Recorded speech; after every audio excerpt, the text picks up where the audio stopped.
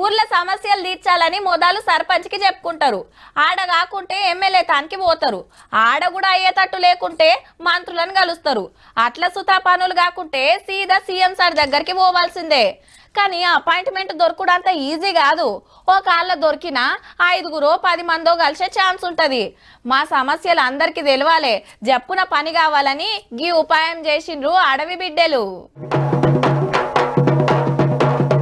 ఆదిలాబాద్ ఆదివాసీలు ఉత్తరాల ఉద్యమం షురూ చేసిండ్రు. కొమరంభీం కాలనీకెళ్లి జులూస్ తీసుకుంటా పోస్ట్ ఆఫీస్ కొచ్చిండ్రు 100 మంది. పోస్టు డబ్బాకు కొబ్బరికాయ కొట్టి ఒగలెనక ఒగలు ఉత్తరాలేసిండ్రు.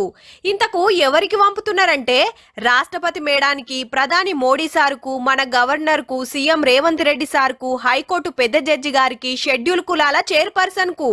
ఊర్లున్న సర్కార్ జాగల 18 ఏండ్ల సంధి 1000 కుటుంబాలు గుడిసెలేసుకొని ఉంటున్నారట.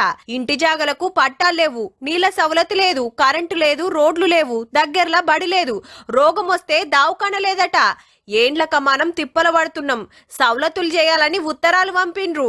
మొదటిసారిగా అడవి బిడ్డలు జిల్లా పోస్టా కార్యాలయానికి వచ్చి ఉత్తరాలు వేయడం జరిగింది కాబట్టి స్పందించి మా యొక్క సమస్యలను పరిష్కరించాలని ఒక్కపారే 100 మంది పెద్దలకు ఉత్తరాలు రాసినందుకైనా గిల్ల తిప్పలు జప్పున తీర్చే ఉపాయం చెయ్యుండ్రి సార్లు.